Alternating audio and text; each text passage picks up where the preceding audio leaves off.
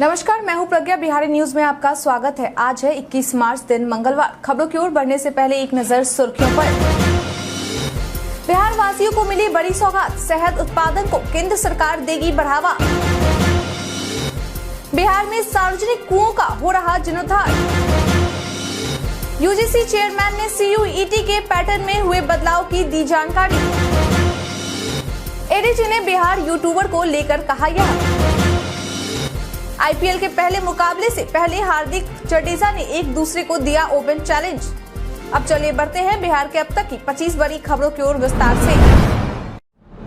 FCI ने 46 पद के लिए निकाली भर्ती अधिसूचना। फूड कॉर्पोरेशन ऑफ इंडिया के द्वारा असिस्टेंट इंजीनियर और असिस्टेंट जनरल इंजीनियर के कुल मिलाकर 46 पदों के लिए भर्ती रिक्रूटमेंट नोटिफिकेशन जारी किया गया है। बता दें कि इसके लिए फॉर्म भरने की आखिरी तारीख 1 अप्रैल 2023 तक निर्धारित की गई है। वहीं अगर इसके लिए एजुकेशनल क्वालिफिकेशन की बात करें तो उम्मीदवार के पास असिस्टेंट इंजीनियर के लिए सिविल इंजीनियरिंग में डिग्री होना चाहिए और असिस्टेंट जनरल मैनेजर के लिए उम्मीदवार के पास इलेक्ट्रिकल या मैकेनिकल इंजीनियरिंग डिग्री होना चाहिए और साथ ही इन दोनों पदों के लिए 5 साल का अनुभव होना अनिवार्य है। इच्छुक और योग्य उम्मीदवार आवेदन करने के लिए फूड कॉर्पोरेशन ऑफ इंडिया की आधिकारिक वेबसाइट fci.gov.in पर जाकर आवेदन कर सकते हैं।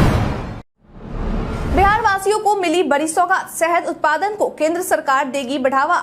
केंद्र सरकार की तरफ से मीठी क्रांति को बिहार में बढ़ावा देने के लिए बड़ी सौगात मिली है। बता दें कि मीठी क्रांति यानी शहद उत्पादन को बढ़ावा देने के लिए राज्य के 17 जिलों का चयन किया गया है। दरअसल इन जिलों का चयन राष्ट्रीय मधुमक्खी पालन एवं शहद मिशन के तहत हुआ है, जहां किसान समूहों, महिला समूहों और सहकारी समितियों को प्रोत्साहित करने के लिए अनुदान दिया जाएगा। इसके लिए लगभग 1.30 करोड़ रुपए की स्वीकृति केंद्र सरकार पहले किस्त के रूप में की गई है। बिहारी बर्थडे स्पेशल में आज हम बात करेंगे उस्ताद बिस्मिल्लाह खां के बारे में। उस्ताद बिस्मिल्लाह खां का जन्म आज ही के दिन 1916 में हुआ था। यह हिंदुस्तान के प्रख्यात शहनाई वादक थे। बता दें कि सन 2001 में उन्हें भारत के सर्वोच्च सम्मान भारत रत्न से सम्मानित किया गया। वह तीसरे भारतीय संगीतकार थे जिन्हें भारत रत्न से सम्मानित किया गया है। 6 साल की उम्र में बिस्मिल्लाह खां अपने पिता के साथ बनारस आ गए। वहाँ उन्होंने अपने मामा अली बख्श विलायती से शहनाई बजाना सीखा। उन्होंने उस्ताद मामा विलायती विश्वनाथ मंदिर में स्थायी रूप से शहनाई वादन का काम करते थे। बिस्मिल्लाह खान को वर्ष 1947 में भारत की स्वतंत्रता की पूर्व संध्या पर अपनी शहनाई बजाने का दुर्लभ सम्मान मिला था। उन्हें भारत के तत्कालीन प्रधानमंत्री पंडित जवाहरलाल नेहरू ने दिल्ली के लाल किले में पहले स्वतंत्रता दिवस पर शहनाई बजाने के लिए आमंत्रित किया था। उस्ताद बिस्मिल्लाह खान ने न सिर्फ खुद को एक प्रसिद्ध शहनाई वादक के रूप में स्थापित किया बल्कि शहनाई को भी संगीत की दुनिया में एक अलग पहचान दिलवाई। बिहार के 60 निवेश प्रस्तावों को 557 करोड़ के निवेश प्रस्तावों को प्रारंभिक झंडी। विकास आयुक्त की अध्यक्षता में हुई बिहार राज्य निवेश प्रोत्साहन परिषद की 46वीं बैठक आयोजित की गई, जिसमें बिहार के 2 करोड़ से अधिक के 60 निवेश प्रस्तावों को 557 करोड़ के निवेश प्रस्तावों को प्रारंभिक हरी झंडी दे दी गई है। मालूम हो कि इनमें सर्वाधिक 122 करोड़ के निवेश प्रस्ताव खाद्य प्रसंस्करण सेक्टर के हैं। इन सबके अलावा इस बैठक में 13 प्रस्तावों को वित्तीय इंसेंटिव क्लियरेंस भी दी गई है, जिसके तहत 214.44 करोड़ रुपए का निवेश किया जाना है। दरअसल बैंकों के द्वारा वित्तीय सुविधा, मदद और कर्ज उपलब्ध कराने की रजामंदी दे दी गई है। आधिकारिक जानकारी के मुताबिक राज्य के औद्योगिक इकाइयों की स्थिति मानचित्र पर अंकित करने के लिए कहा गया है और साथ ही इंडस्ट्रियल शेडो जोन को चिन्हित करने के भी निर्देश दिया गया है। एडीजी ने बिहार यूट्यूबर को लेकर कहा यह। बीते दिन पुलिस मुख्यालय के एडीजी जितेंद्र सिंह गंगवार के द्वारा तमिलनाडु वीडियो वायरल को लेकर जानकारी देते हुए बताया गया है कि अब तक इस मामले को लेकर आर्थिक अपराध इकाई की टीम के द्वारा 3 मामले दर्ज किए गए हैं। उन्होंने बताया कि यूट्यूबर मनीष कश्यप को आर्थिक अपराध इकाई की टीम पूछताछ के लिए अपने रिमांड पर लेगी। इसके लिए बीते दिन माननीय न्यायालय में अपील की गई है। इसके अलावा तमिलनाडु में भी वीडियो वायरल मामले को लेकर लगभग 1 दर्जन मामले दर्ज किए गए हैं। उन्होंने बताया कि इस मामले की जाँच करने को लेकर तमिलनाडु से जो टीम पटना पहुंची थी वह अब भी पटना में ही मौजूद है, जो मनीष कश्यप से पूछताछ करेगी। हालांकि यह मामला कोर्ट का है, इसलिए कोर्ट का जो भी निर्णय होगा हमारे द्वारा उसका ही पालन किया जाएगा। बिहार दिवस के मौके पर स्टार्टअप के बारे में जानेंगे युवा।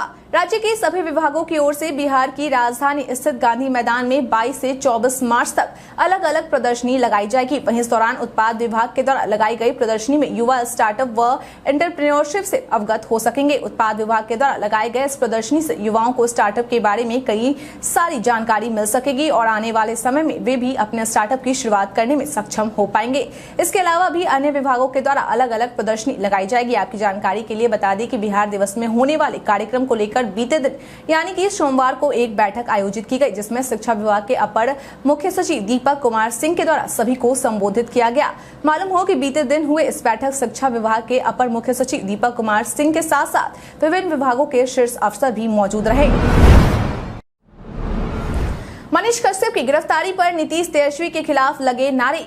बिहार के यूट्यूबर मनीष कश्यप इन दिनों पुलिस की गिरफ्त में है। वहीं बीते दिन पश्चिम चंपारण में मनीष कश्यप के समर्थकों के द्वारा मनीष कश्यप की गिरफ्तारी को लेकर सड़क जाम कर प्रदर्शन करते हुए चक्का जाम कर दिया गया। बता दें कि इस दौरान आवागमन पूरी तरह से ठप हो गया। वहीं प्रदर्शनकारियों के द्वारा कार्ड पर लिखकर यह दावा किया गया है कि वह मनीष कश्यप के साथ है और उन्हें जेल से बाहर निकालेंगे। इसके साथ ही इस प्रदर्शन के दौरान समर्थकों के द्वारा मुख्यमंत्री नीतीश कुमार और उप मुख्यमंत्री तेजस्वी यादव के खिलाफ जमकर मुर्दाबाद के नारेबाजी भी किए गए। वहीं मनीष कश्यप के नाम के जिंदाबाद के नारे लगाए गए। आपकी जानकारी के लिए बता दें कि प्रदर्शन के इस घटना को सोशल मीडिया पर भी वायरल किया जा रहा है। बिहार में लोगों को मिली गर्मी से राहत। बिहार में 3-4 दिनों से मौसम का रुख बदला सा है। बीते दिनों भी बिहार के कई जिलों में बारिश हुई। बता दें कि मौसम विभाग के पूर्वानुमान के अनुसार 5 जिलों में भारी बारिश की संभावना जताई गई है। मौसम विभाग के अनुसार अगले 3 दिनों के दौरान अधिकतम तापमान में किसी विशेष बदलाव की संभावना नहीं है। तापमान में 2 से 4 डिग्री सेल्सियस की गिरावट देखी जा सकती है। मौसम विभाग के अनुसार कृषि मौसम परामर्श केंद्र पूषा के नोडल अधिकारी डॉक्टर ए सत्तार के अनुसार पश्चिमी विक्षोभ के असर से अगले 22 मार्च तक आसमान में बादल छाए रहेंगे। वायुमंडल में नमी की मात्रा अत्यधिक बढ़ जाने से उत्तर बिहार के नेपाल की तराई क्षेत्र में सभी जिलों में 21 मार्च तक 40 से 50 किलोमीटर की रफ्तार से तेज हवा चलने और बारिश होने की संभावना है। 21 मार्च तक कई जिलों में फिर से ओलावृष्टि होने की संभावना है। बिहार में सार्वजनिक कुओं का हो रहा जीर्णोद्धार। बिहार में सार्वजनिक रूप से मौजूद 84,592 कुओं में से 33,069 कुओं का जीर्णोद्धार का कार्य किया जा रहा है। बता दें कि इनमें से कुछ कुओं के जीर्णोद्धार का कार्य पूर्ण हो चुका है, तो वहीं कुछ कुओं के सामने सोख्ता निर्माण का कार्य चल रहा है। बता दें कि इन सार्वजनिक कुओं का जीर्णोद्धार जल जीवन हरियाली अभियान के तहत करवाया जा रहा है। वहीं कुओं के जीर्णोद्धार करने से दौरान यह बात निकलकर सामने आई है कि राज्य भर में कुल 11,848 सार्वजनिक कुएं ऐसे हैं जिस पर कई स्तरों पर कब्जा करके रखा गया है। हालांकि यह जानकारी सामने आने के बाद 11,525 कुओं को अतिक्रमण मुक्त करा लिया गया है, लेकिन अभी कुल 323 कुएं बचे हैं जिन्हें अतिक्रमण मुक्त कराना बाकी है। आपकी जानकारी के लिए बता दें कि यह सभी कार्य जल जीवन हरियाली के तहत ही पूर्ण किया जा रहा है।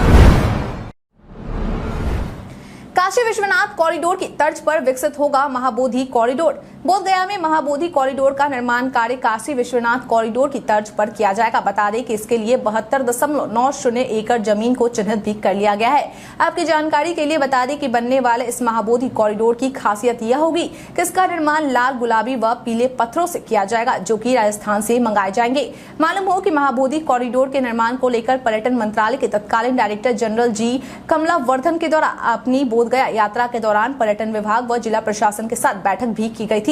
बता दें कि महाबोधि कॉरिडोर के विकसित होने के दौरान बुद्ध पोखर, घोसा लचक, बड़ा पत्थर, मुचलिन सरोवर, बुद्ध विहार और उड़ैल तिला का भी सौंदर्यीकरण किया जाएगा। पटना हाईकोर्ट ने सहरसा से दरभंगा एम्स स्थानांतरित किए जाने पर की सुनवाई। बीते दिन पटना हाईकोर्ट के एसीजे जस्टिस CS सिंह की खंडपीठ के द्वारा बिहार के सहरसा में स्थापित किए जाने वाले एम्स अस्पताल को दरभंगा स्थानांतरित किए जाने के विरुद्ध कोशी विकास संघर्ष मोर्चा की जनहित याचिका पर सुनवाई की गई। बता दें कि इस मामले को लेकर हाईकोर्ट की ओर से केंद्र व राज्य सरकार से जवाब तलब किया गया है। बता दें कि याचिकाकर्ता के द्वारा कोर्ट को बताया गया कि एम्स के तर्ज पर अस्पताल बनाए जाने का प्रस्ताव बिहार के सहरसा में था। सहरसा में पर्याप्त भूमि भी मौजूद है। याचिकाकर्ता ने कहा कि इस क्षेत्र में एम्स स्तर का अस्पताल नहीं है, जिस वजह से लोगों को इलाज करवाने के लिए पटना या सिलीगुड़ी जाना पड़ता है, जिससे लोगों के ऊपर न केवल आर्थिक बोझ बढ़ता है बल्कि कठिनाई भी होती है। बता दें कि अब इस मामले पर कोर्ट के द्वारा अगली सुनवाई 2 सप्ताह बाद की जाएगी। यूजीसी चेयरमैन ने CUET के पैटर्न में हुए बदलाव की दी जानकारी। अगर आप भी केंद्रीय विश्वविद्यालय से अंडर ग्रेजुएट करना चाहते हैं तो आप CUET 2023 परीक्षा के तहत एडमिशन ले सकते हैं। हालांकि इस वर्ष छात्रों के हित को ध्यान में रखते हुए CUET परीक्षा के पैटर्न में कुछ बदलाव किए गए हैं। बता दें कि UGC चेयरमैन के द्वारा एक न्यूज चैनल को दी गई जानकारी के अनुसार पैटर्न पिछले साल यानी कि वर्ष 2022 की तरह ही रहेगा, लेकिन इस बार बच्चों को इस परीक्षा में ज्यादा फ्रीडम और ज्यादा चॉइस दिए जाएंगे। उन्होंने बताया कि पिछले साल बच्चों के द्वारा 9 विषयों में परीक्षा दे सकते थे, इस साल बच्चे 10 पेपर्स यूज कर सकते हैं। बता दें कि इस बार 21 मई से 31 मई तक परीक्षा आयोजित की जा रही है और हर दिन 3 सेशन में परीक्षा होगी। मालूम हो कि परीक्षा के लिए आवेदन की तारीख 31 मार्च तक जारी रहेगी। बिहारी पर्यटन में आज हम बात करेंगे मां थावे मंदिर के बारे में। मां थावे वाली का पवित्र स्थान गोपालगंज जिले के थावे प्रखंड में स्थित है। इस मंदिर को लेकर ऐसी मान्यता है कि यहां मां अपने भक्त रहसु भगत के बुलावे पर असम के कामाख्या स्थान से चलकर यहां पहुंची थी। मान्यताओं की माने तो मां कामाख्या से चलकर कोलकाता काली के रूप में दक्षिणेश्वर में प्रतिष्ठित पटना यहां मां पटन देवी के नाम से जानी गई आमी छपरा जिले में मां दुर्गा का एक प्रसिद्ध स्थान होते हुए थावे पहुंची थी और रहसु के मस्तक को विभाजित करते हुए साक्षात दर्शन दी थी। थावे मंदिर के पीछे एक सरोवर भी है और वहां एक पार्क भी बना हुआ है। आप दर्शन की बाद मंदिर की पीछे सरोवर के पास जाकर कुछ वक्त बिता सकते हैं। साथ ही अगर आप परिवार और बच्चों के साथ गए हैं तो पार्क का भी आनंद उठा सकते हैं। पैकेट बंद खाद्य पदार्थ की ताजगी का पता लगाने वाले उपकरण का भारतीय वैज्ञानिक ने किया निर्माण। अमेरिका में एक भारतीय अनुसंधानकर्ता के द्वारा एक ऐसे उपकरण का निर्माण किया गया है जिससे पैकेट बंद खाद्य पदार्थ की ताजगी का पता लगाया जा सकता है। बता दें कि तैयार किया गया यह pH सेंसर उपकरण छोटा है और कम लागत वाला है, जो कि महज 2 मिलीमीटर लंबा और 10 मिलीमीटर चौड़ा है, जिसके कारण इसे आसानी से मौजूदा खाद्य पैकेट में लगाया जा सकता है। आपकी जानकारी के लिए बता दें कि आमतौर पर भोजन का pH स्तर का पता लगाने के लिए तकरीबन 1 इंच लंबे उपकरण का इस्तेमाल किया जाता है, जो कि हर पैकेट में इस्तेमाल नहीं किया जा सकता। लेकिन इस नए उपकरण से सारे प्रकार के पैकेट के खाद्य पदार्थ का pH का पता लगाया जा सकता है। मुजफ्फरपुर जिले में लग्जरी वाहन में बरामद हुए भारी मात्रा में शराब। पूरी तरह से बिहार में शराबबंदी लागू है, बावजूद इसके शराबों का कारोबार बिहार में धड़ल्ले से हो रहा है। उत्पाद विभाग और बिहार पुलिस को शराबबंदी सख्ती से लागू करने के निर्देश दिए गए हैं, लेकिन फिर भी शराब के बड़े बड़े खेत दूसरे राज्यों से बिहार में लाए जा रहे हैं। मिली जानकारी के अनुसार बिहार में शराब हरियाणा जैसे राज्य से भी आ रहे हैं। इस मामले को लेकर पुलिस की तरफ से कार्रवाई की जा रही है। इसी कार्रवाई के बीच 2 लग्जरी कार पर भारी मात्रा में शराब के साथ 4 धंधेबाजों को पुलिस द्वारा मुजफ्फरपुर जिले के अय्यापुर थाना इलाके में शेखपुर ढाब से गिरफ्तार किया गया है। जेडीयू ने 10 जिलों और नगरों के अध्यक्षों के नाम किए घोषित। बीते दिन मुख्यमंत्री नीतीश कुमार की पार्टी जेडीयू के प्रदेश अध्यक्ष उमेश कुशवाहा के द्वारा 10 जिलों और नगरों के अध्यक्षों की सूची जारी कर दी गई है। बता दें कि जारी की गई सूची के अनुसार जिन लोगों को जिलाध्यक्ष के रूप में नियुक्त किया गया है उनमें मधेपुरा से पूर्व मंत्री रमेश ऋषिदेव को, मुजफ्फरपुर से राम बाबू कुशवाहा को, शेखपुरा से रणधीर कुमार सोनी को, नालंदा से मोहम्मद अरशद को, रोहतास से अजय कुशवाहा को, औरंगाबाद से अशोक कुमार सिंह को, मुजफ्फरपुर नगर से अनुपम सिंह को, दरभंगा नगर से माधव झा को, कटिहार नगर से मुकेश कुमार को और बेगूसराय नगर से संजय सिंह के नाम को शामिल किया गया है। रक्षा मंत्री इस दिन आएंगे छपरा। 23 अप्रैल को रक्षा मंत्री राजनाथ सिंह बिहार के छपरा आ रहे हैं, जहां वे क्षत्रिय छात्र निवास का उद्घाटन करेंगे। बता दें कि रक्षा मंत्री राजनाथ सिंह के द्वारा इस छात्र निवास का उद्घाटन वीर कुंवर सिंह विजयोत्सव के अवसर पर किया जाएगा।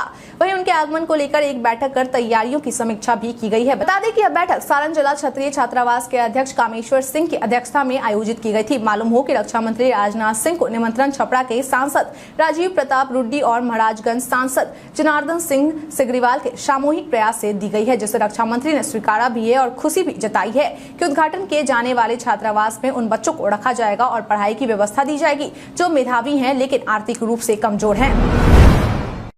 सीबीआई ईडी के दुरुपयोग पर सुधाकर सिंह का बयान। बीते दिन बिहार सरकार के पूर्व मंत्री सुधाकर सिंह के द्वारा एक प्रेस कॉन्फ्रेंस आयोजित कर सीबीआई और ईडी के दुरुपयोग करने को लेकर केंद्र सरकार पर आरोप लगाया गया है।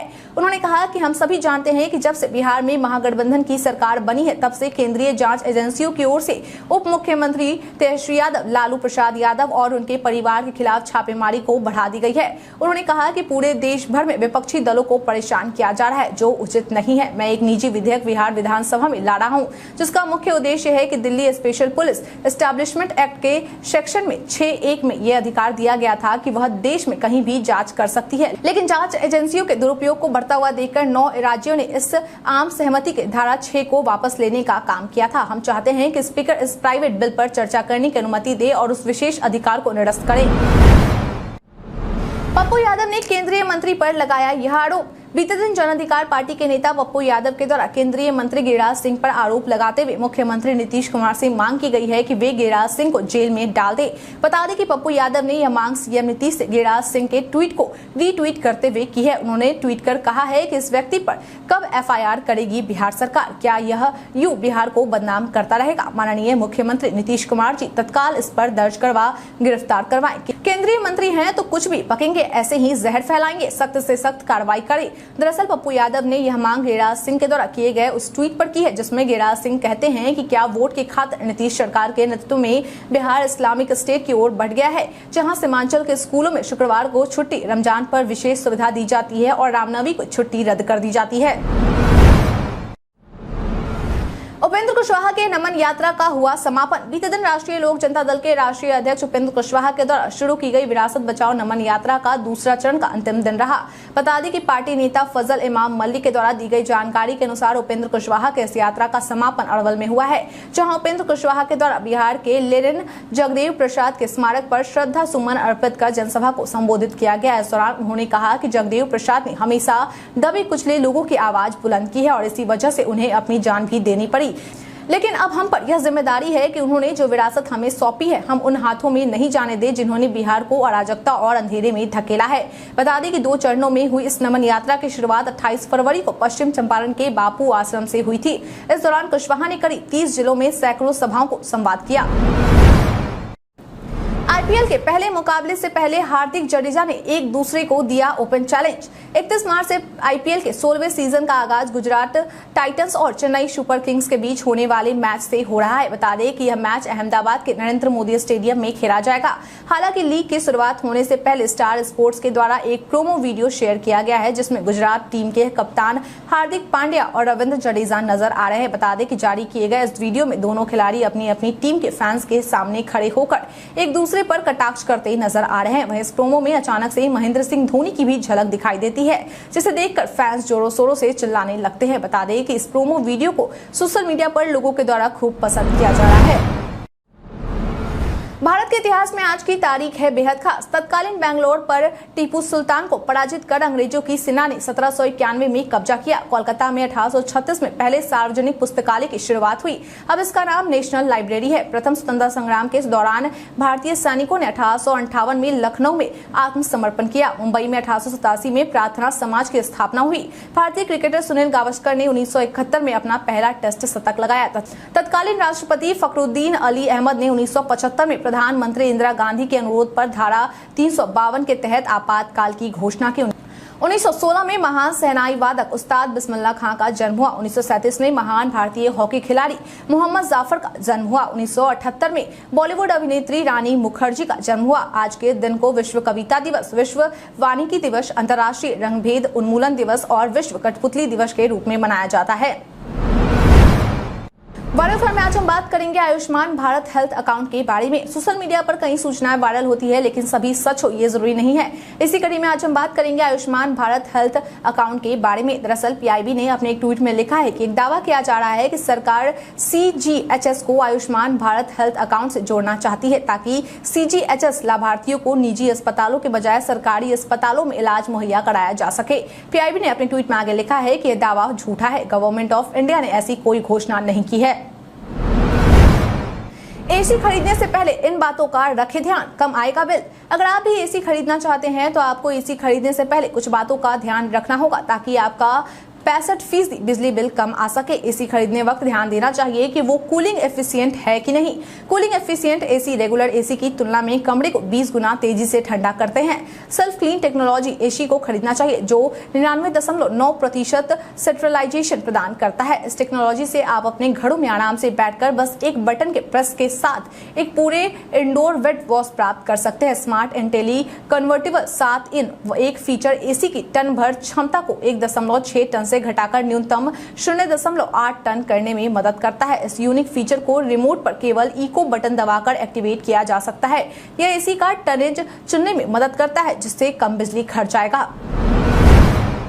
प्रशांत किशोर ने बिहार में कानून व्यवस्था पर किया हमला। बीते दिन राजनीतिक रणनीतिकार प्रशांत किशोर के द्वारा अपने जनसुराज पदयात्रा के दौरान बनियापुर प्रखंड में संवाददाताओं को संबोधित करते हुए बिहार में कानून व्यवस्था पर जमकर हमला किया गया। उन्होंने कहा कि जब अक्टूबर में मेरी पदयात्रा की शुरुआत हुई थी तो लोग कहते थे कि राजद के सत्ता में आने से कानून व्यवस्था बिगड़ सकती है, और जब मेरी पदयात्रा सिवान पहुंची तो अब सुनने को मिल रहा है कि अपराध बढ़ गया है। उन्होंने कहा कि किसी का मर्डर हो गया, किसी का अपहरण हो गया, डकैती हो गई। लोगों के अंदर जो यह सब डर था वो आज कहीं न कहीं सच होता दिख रहा है।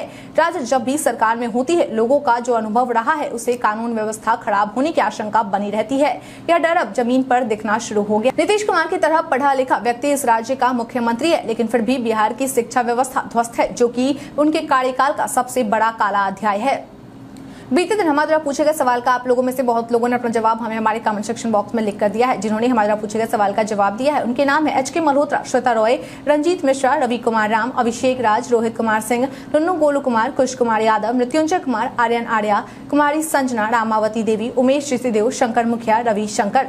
इसके साथ ही बढ़ते हैं आज के सवाल की ओर। आज का सवाल है, आपके अनुसार विरासत बचाओ नमन यात्रा से उपेंद्र कुशवाहा की पार्टी को राजनीतिक लाभ मिल पाएगा या नहीं? आप अपना जवाब हमें हमारे कमेंट सेक्शन में लिखकर जरूर बताएं। आज के लिए इतना ही। बिहार के तमाम खबरों के साथ बने रहने के लिए देखते रहें बिहारी न्यूज, और साथ ही अगर आप यूट्यूब से देख रहे चैनल को सब्सक्राइब करना, और अगर आप फेसबुक से देख रहे तो पेज को फॉलो करना ना भूले। धन्यवाद।